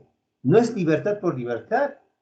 Cuando yo sé que en este caso mi hijo no tiene esa facultad de poder, digamos, discriminar o diferenciar entre lo bueno y lo malo, menos le voy a dar libertad. Lo que estoy enviándoles precisamente, ¿no es cierto?, al ruedo, o como quien le pusiera a alguien a nadar en el río Mantaro y se va a ahogar. Para tener libertad hay que tener responsabilidad. Los padres estimulan a los hijos a ser autónomos, pero por supuesto de que sí. ¿Ya? Entonces eso para las familias funcionales. Vamos con las familias disfuncionales. Una familia disfuncional consiste en un núcleo social donde el desarrollo del potencial de sus integrantes se ve afectado negativamente debido a situaciones o relaciones conflictivas, a relaciones de incumplimiento, a relaciones por omisión, por negligencia. Esas son familias disfuncionales. Alguna de las características que reconocemos ahí es que cada miembro tiene autoestima baja, no se valora, no sabe que vale, no sabe cuánto valen, ni sabe para qué valen. ¿Eh? Caen en constante violencia. ¿Mm? Y de hecho, que jóvenes, si hacemos una estadística en los últimos tiempos, el tema de la violencia en las familias se ha convertido ya en un asunto de conducta casi cotidiana, diaria, casi habitual. Eh, Sabemos que este tema de la violencia le puede hacer mucho daño a la familia, pero tampoco hacemos mucho por enfrentarla, pues no porque la violencia esté fuera de ti, la violencia está dentro de la persona, pero la idea es qué están haciendo estas personas para superar esa conducta violenta que tienen. Eso es lo que tenemos que ponernos a pensar. Cuando las mujeres o algunas entidades públicas dicen lucha contra la violencia, sí, pues como la violencia está al frente y a la violencia hay que atacarla, a la violencia hay que juzgarla y a la violencia, no es así. La violencia está dentro de las personas, en sus conductas, en sus perspectivas, en sus prejuicios, en sus estigmas, en sus discriminaciones. Ahí está la violencia. ¿De acuerdo? Entonces, ¿dónde hay que trabajar? En la persona. ¿Mm? ¿Qué más? Prevalece el temor y la amenaza como sistema de comunicación. Claro, porque ahí básicamente lo que hay es descontroles, gritos, calificaciones, etiquetas, que en realidad lo que hacen es al integrante de la familia atemorizarlo, ¿no? Puede también haber presencia de adicciones, no solamente adicciones a la droga, sino también adicciones a los juegos, que es la ludopatía, adicciones a la gula, ¿ah? Adicciones al shopping o a la compra, adicciones diversas, ¿ya?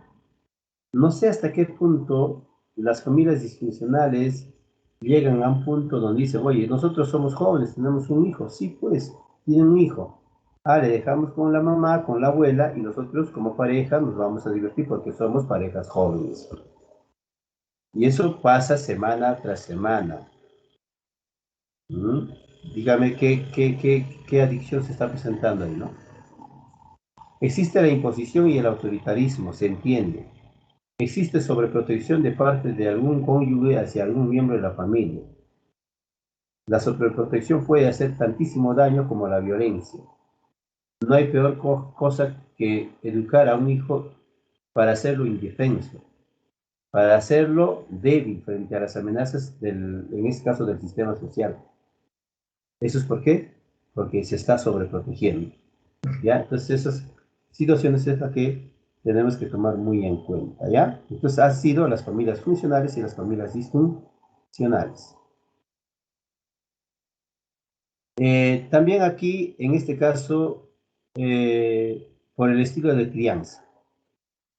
Y por el estilo de crianza ya hay el estilo autoritario, democrático, permisivo y el estilo indiferente. Parecen similares, por ejemplo, sobre todo el indiferente y el permisivo. De todas maneras, el autoritario y el democrático tienen un claro límite, ¿no?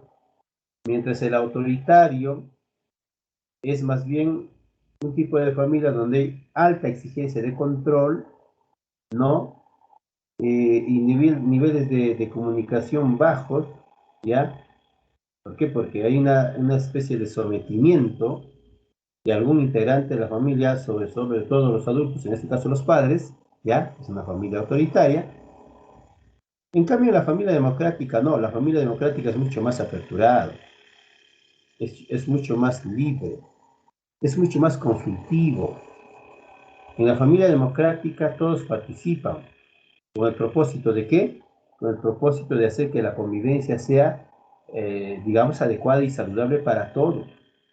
Que no haya, digamos, una ventaja de un integrante frente a los demás. Eso no es una familia democrática. ¿De acuerdo? Todos deben tener las mismas oportunidades. Todos, al menos en un determinado momento, deben tener digamos, en igual condiciones de satisfacción de necesidades, ¿ya?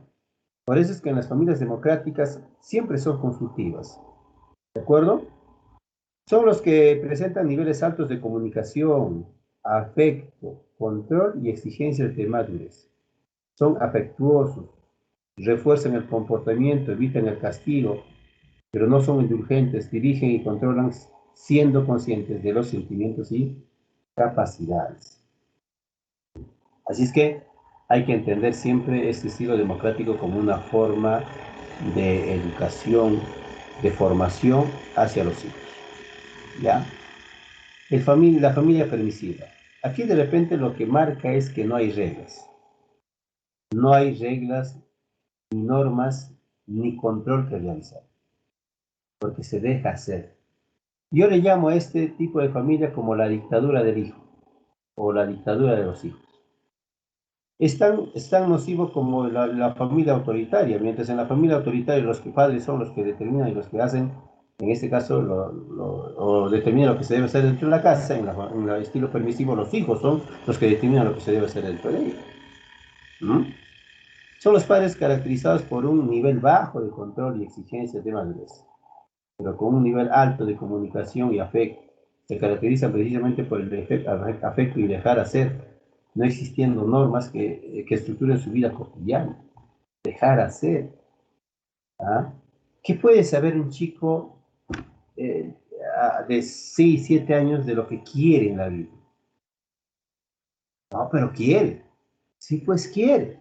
Desde el punto de vista de la psicología sensorial, de la psicología, digamos, hedonista, sí, pues sabe lo que quiere. Quiere un dulce, quiere un pastel, quiere un Nintendo, quiere un PlayStation, quiere un todo. Eso es lo que quiere. Entonces el psicólogo en este me dice, pero sí sabe lo que quiere.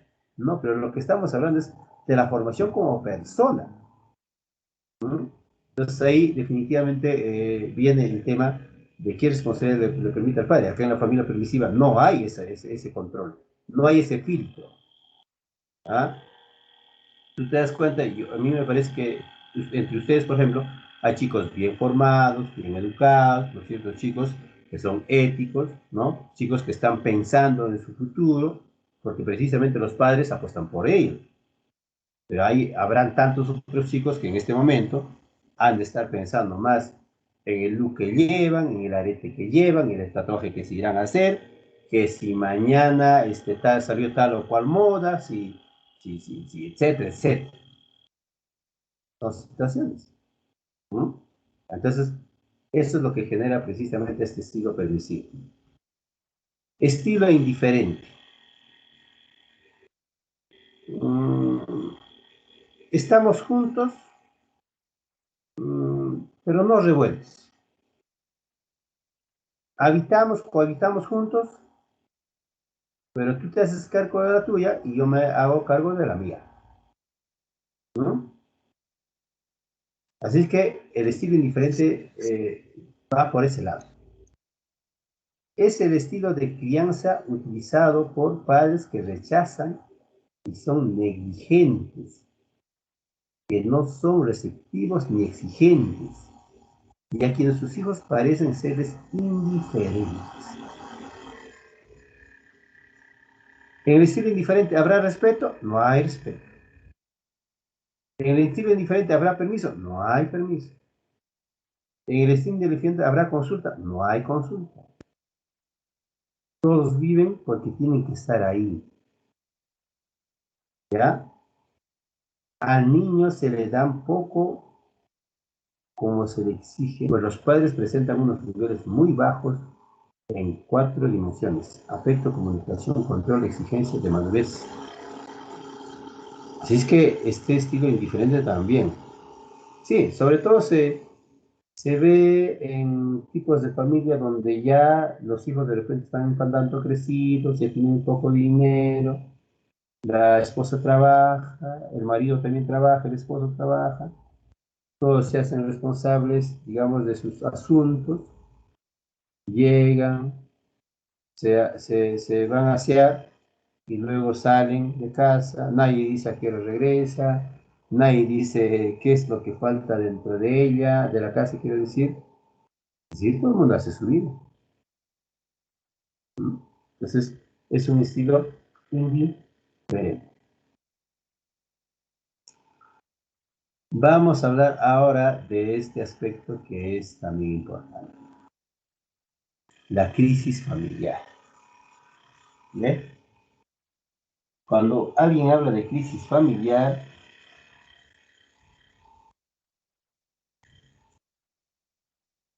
uno tiene que tener un aspecto que es importante. Mira, ¿por qué creen que se genera la violencia, chicos? Por las discusiones. Por una mala comunicación. Claro.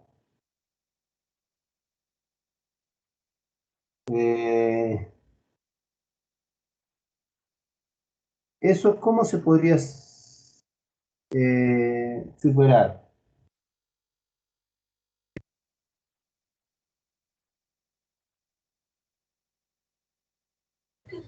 Ahí Vamos, solo- profe. ¿Por qué? Dialogando, llegando a un acuerdo. Claro. Lo que pasa es que, estimados estudiantes, ahora como que la gente habla, dialoga, pero es como si no se escucharan. Es como que, sí, pues, hoy día estamos conversando, ¿no? Qué bonito, está de acuerdo, perfecto. Pero luego salen de la conversación, viene mañana, viene pasado, y vuelve a la misma rutina de siempre. Entonces, ahí viene el problema. En realidad, hay crisis familiar. Y a ver ustedes qué piensan de esto, ¿ah? Porque hay crisis de persona. Y hay crisis de persona porque hay inmadurez. Y hay inmadurez porque falta exigencia, ¿no? De la persona para lograr objetivos y metas. O sea que al final de cuentas, la crisis familiar refleja la crisis de los que lo integran. ¿Qué dicen a ese respecto de ese análisis? Sí, sí es válido. ¿Mm? Les cuento una historia. Había bueno, el esposo era un policía. Muy bueno el señor, muy cortés, muy amable. Y la señora era de aquellas que pues, se dedicaba a los hijos, ¿no? Se dedicaba a los hijos, pero cada vez que el policía se demoraba un poquito, porque pues, ellos tienen horario, ¿no? Se demoraba un poquito, o de repente y conversaba con los amigos, o lo que fuera, ella explotaba, estallaba en cólera. Y entonces, luego,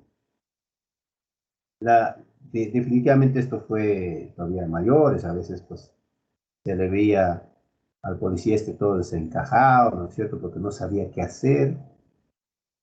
Él creía que básicamente con la tranquilidad y la paz pues podía solucionar todo.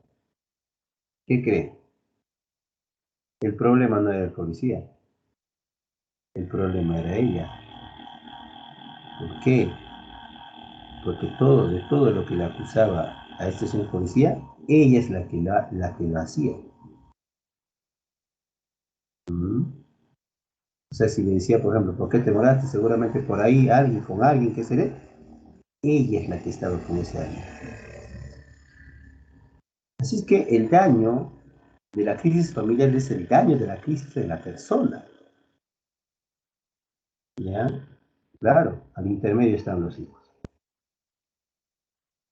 Por eso creo que es importante en este momento de reflexión, ¿no? Es decir, para tener una familia hay que estar plenamente sanos, plenamente en la, digamos, ¿no es cierto?, en el equilibrio y la tranquilidad de la vida. Si se sabe en el primero que ya tu vida es un tormento por ti mismo, por la actividad de las cosas que realizas, menos vas a pensar que teniendo una familia vas a resolver esos tormentos. Las vas a agudizar. ¿Ah? Y ese consejito va para todos aquellos en casa que seguramente de repente por ahí no están escuchando. ¿Ya? Hay que tranquilizarse en el interior de la persona, en el interior del ser, para afrontar precisamente situaciones con mucho éxito. Las familias a lo largo de su vida atraviesan por situaciones difíciles que afectan el equilibrio de las relaciones familiares. Se clasifican en crisis evolutivas y crisis inesperadas. Las evolutivas son propias precisamente de las diferencias que pueden haber a lo largo de la vida, en el llamado ciclo familiar, ¿no? Claro, va a haber crisis, por ejemplo, cuando nazca el hijo. Desde que de repente, no es cierto, se dio el embarazo, nace el hijo. El hijo tiene ciertas exigencias, tiene que ir a un nido, a un jardín, a una escuela. Y de repente ya la no comprensión o la no puesta de acuerdo entre las diferentes funciones ya genera una crisis. Y cuando cuando los hijos todavía son adolescentes, más aún. Porque ahora ya esos adolescentes quieren salir, quieren permiso y consentimiento ya del padre o la madre. A veces uno está de acuerdo, el otro no está de acuerdo, etcétera, etcétera. Entonces se generan y se generan, se generan. ¿Ya? La idea es que más bien eso se evitara, pero reitero, y como decía la señorita hace un momento, a través del diálogo primero en pareja y luego recién se involucra a los hijos. Las crisis inesperadas. Esas crisis inesperadas suceden por diversos hechos. Por ejemplo, despedida de un trabajo, es decir, perdiste el empleo, accidentes, enfermedades, y de repente, pues hasta divorcios. Son situaciones inesperadas, cosas que no están planificadas. En cuanto a la violencia, se puede entender que la violencia es todo tipo de maltrato, de cualquier orden psicológico, físico, ¿no? De un integrante de la familia hacia otro. ¿Ya? Entonces eso hay que tener en cuenta dentro de lo que es la violencia de la familia. Según la Organización Mundial de la Salud, define la violencia familiar como toda acción u omisión cometida por algún miembro de la familia en relación de poder, sin importar el espacio físico donde ocurra, que perjudique el bienestar, la integridad física y psicológica o la libertad y el derecho pleno al pleno desarrollo del otro miembro de la familia. Así es que esa acción o omisión cometida contra algún integrante de la familia se considera violencia. De hecho que hay tipos de violencia, de hecho que ya sabemos cómo es el maltrato físico, contacto directo, causando hematomas, fracturas, quemaduras, laceraciones. Dios mío, todo lo que nosotros podemos imaginarnos precisamente, inclusive la muerte, ¿no?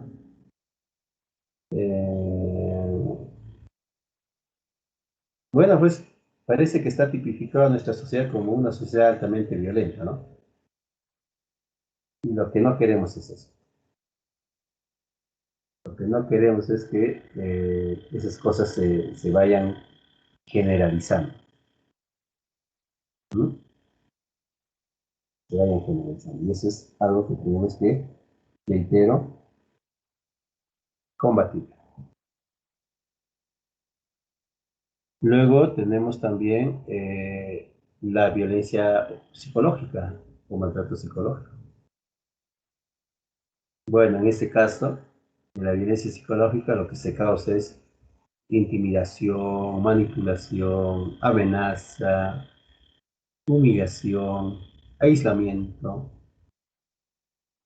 calificación, etc.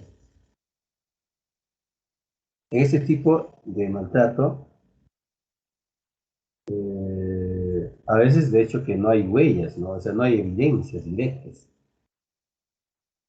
Pero seguramente uno podría, al conversar con alguna persona, alguna pareja, miembro de una familia, se puede dar cuenta si es objeto o víctima de violencia psicológica. Porque se comportan pues de manera bastante reactiva, bastante confrontacional, son normalmente aquellas personas que pierden el control rápidamente. O sea, sí, sí uno puede darse cuenta de ese hecho, ¿ya? Violencia psicológica.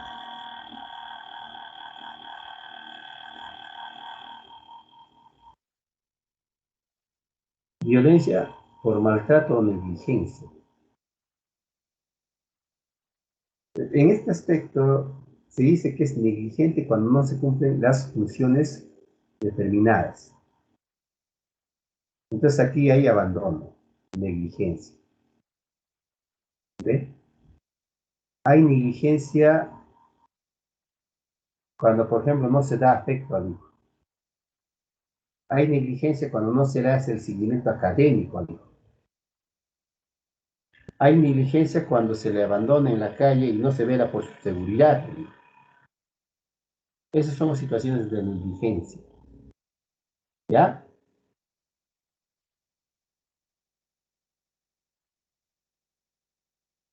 Violencia por abuso sexual o por maltrato sexual. Cuando se habla del maltrato o abuso sexual, ¿no? Se entiende como aquella acción en que la persona es sometida, ¿no? A escenarios sexualizados, física o verbalmente, ¿no? Y en ocasiones también haciendo uso de la fuerza, intimidación, coerción, chantaje, soborno, manipulación, amenaza o cualquier otro mecanismo que anule y limite la voluntad personal.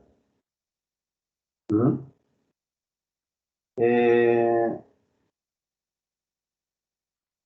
Hay una frase que dicen los chicos, y los he escuchado, dice, ¿no? Es que la chica cae, si no es a la primera, es por insistencia, dicen. Y eso que se llama por insistencia, ya es ya acoso sexual, maltrato sexual. ¿Ya? Porque cuando alguien dice que no, pues se debe respetar. ¿Ah? Pero también hay esta frase, esta idea de las chicas, dice, no, no, pero si te lo dijo una vez y tú le negaste y dijiste no y nunca más insistió, pues era verdad, no era verdad, era una broma. Pues. Porque si él quería, te hubiera insistido, pues no, dicen también. Así que parece que este tema del maltrato sexual, o en este caso, el desear que alguien insista, pues realmente lo ven bien desde la perspectiva generalizada de la población, y eso no es correcto, ¿ya? Eso no es correcto. Hay que retirar esa idea de la que tenemos. ¿Por qué? Si no está usted llegando de repente a un cierto grado de coerción o de repente de intimidación inclusive, ¿no? Entonces la persona, para que ya no siga con ese detalle, tendría que aceptar, cosa que no es lo más correcto posible. Cuando hablamos de los ciclos de violencia familiar, tenemos tres momentos, ¿no es cierto? ¿Ya? La fase de la tensión, que es estrictamente el maltrato psicológico. La fase de la agresión o explosión, que es el maltrato físico. Y la fase de la reconciliación o luna de miel, que es en el momento donde se solicitan o se piden, perdón, disculpas y promesas de no volver a pasar esa situación. Pero como nuevamente empieza la fase de tensión, porque nuevamente hay maltrato psicológico, entonces esto continúa. Se vuelve un círculo vicioso. ¿Ya? ¿Está bien? Y finalmente, Sí, profesor. correcto, correcto, las consecuencias de la violencia. Las consecuencias de la violencia generan, escuchen, ¿ah? Generan entre algunas de las cosas, por ejemplo, la falta de definición. ¿Alguien tiene el micro abierto, por favor? Gracias. Generan estigmas o culpas, generan autoestima baja, generan una serie de alteraciones emocionales, depresión, angustia, ansiedad, fobias, ¿ah? Generan también odios, ¿no? Como los misógenos, que odian a la gente, generan muchas cosas. Por eso es importante luchar por una sociedad que maneje la cultura de paz. Y eso es algo que siempre se tiene que hacer, ¿ya? El diálogo, el trato asertivo y la tolerancia serán condiciones básicas precisamente para desarrollar ese tipo de sociedades. Hay algunos mitos respecto a la violencia, que si la violencia lo genera la mujer, que si la violencia entre parejas casadas no existe, que la violencia solamente parte de las clases bajas, que en este caso no es cierto que la violencia se establece dentro de una situación donde la mujer, si quisiera, podría dejar a su pareja, ¿no es cierto?, el maltratador, etcétera. Son mitos, ¿ya?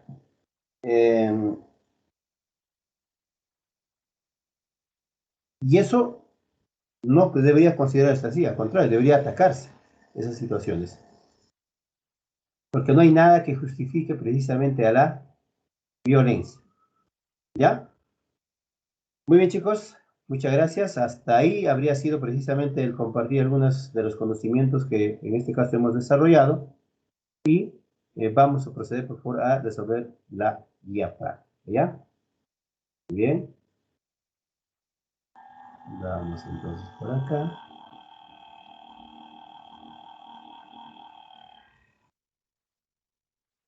¿Ya están viendo mi pantalla?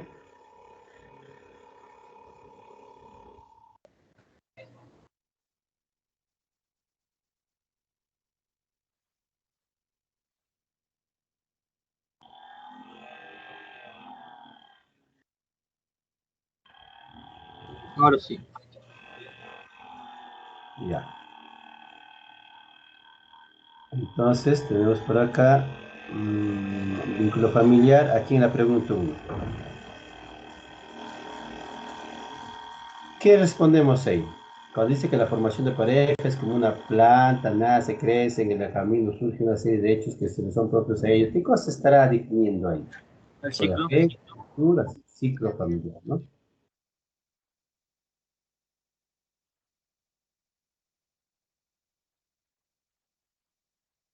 Ciclo familiar. 2.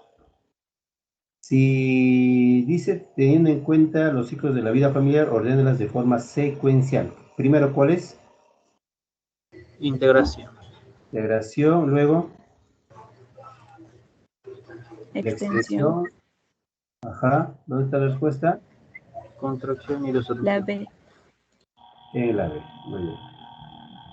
Son funciones psicológicas excepto. ¿Cuál no será una función psicológica?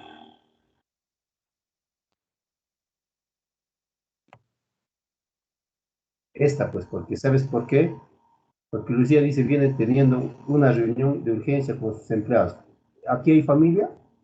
No hay nada. Todo lo demás sí son funciones psicológicas. 4. Relacione correctamente las siguientes proporciones respecto a las etapas de la vida familiar. ¿Dónde está la relación correcta? Díganme ustedes. Formación e integración, ¿dónde está? Julio, por ejemplo, con los padres. Julio se encuentra con Rubén. Julio y María acaban de decirse el sí. Formación e integración 1C. ¿Correcto? Sí. 1C. 2D. Letra C. ¿No? Correcto. En la pregunta 5, Julio es un padre amoroso con su esposa y sus hijos. Está pendiente de las necesidades de cada uno de ellos. Según su función, él tiene una familia. ¿Qué tipo de familia tendrá Julio? Funcional. Claro, porque es según su función funcional. 6. Según su organización, Lucía es una alta funcionaria del Estado. Por sus responsabilidades, ella está en permanente viaje, de tal manera que el esposo se hace cargo de los hijos. ¿Qué tipo de familia? No convencional. No convencional. 7. Lucía es una de las adolescentes de 16 años, actualmente es objeto de capturamientos individuos y miradas. ¿Qué cosa? ¿Qué tipo de maltrato hay ahí? Sexual.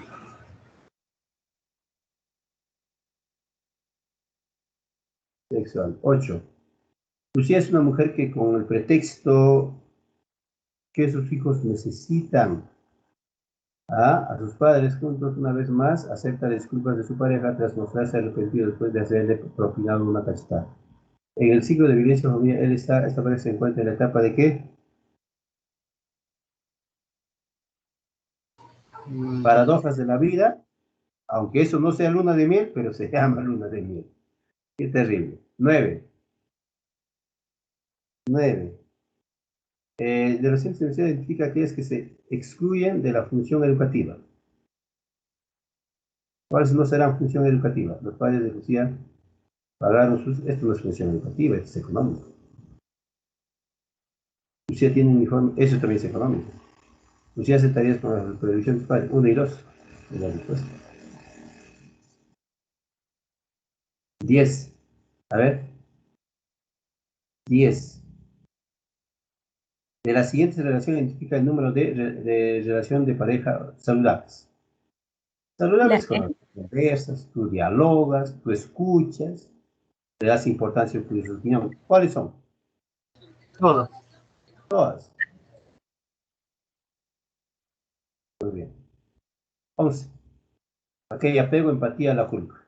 Hay que relacionar. A ver. ¿Cuál sale?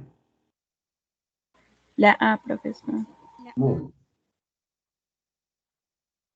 En la 2. Dice sobreprotege. ¿Qué pasa? Y según su funcionamiento, si sobreprotege, ¿qué es? Funcional. Disfuncional. Julio es un padre de Anatolio. Ambos han decidido adoptar un niño de 5 años, sin embargo, el Ministerio Público les ha denegado. Julio y Anatolio, ¿ah? Ya. Entonces, se ha denegado, según su organización, ambos pertenecen a un tipo de familia. ¿Qué tipo de familia? No convencional.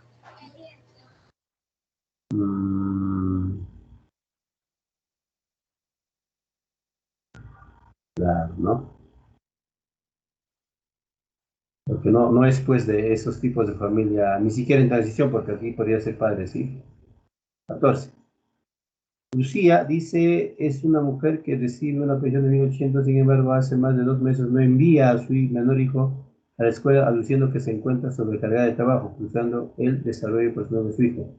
El tipo de violencia que comete Carolina es, o Lucía es, ¿qué tipo? Sí. ¿Qué tipo? Omisión. Omisión. Porque no se está cumpliendo con las obligaciones necesarias a pesar de tener dinero, ¿ah? No hay negligencia, entonces es omisión. 15. A ver, correlacionemos ya rápidamente eso. Biológica, psicológica. Lucía se halla conectada a sus clases virtuales de la UNSP. ¿Qué es? Socializadora. Económica, porque está utilizando los recursos. Sí, Porque no entendí. claro, es conexión, internet, pues, cuesta el billete, pero los recursos, ¿sí o no? Julio es un padre ejemplo de trabajo y dedicación. ¿Qué es?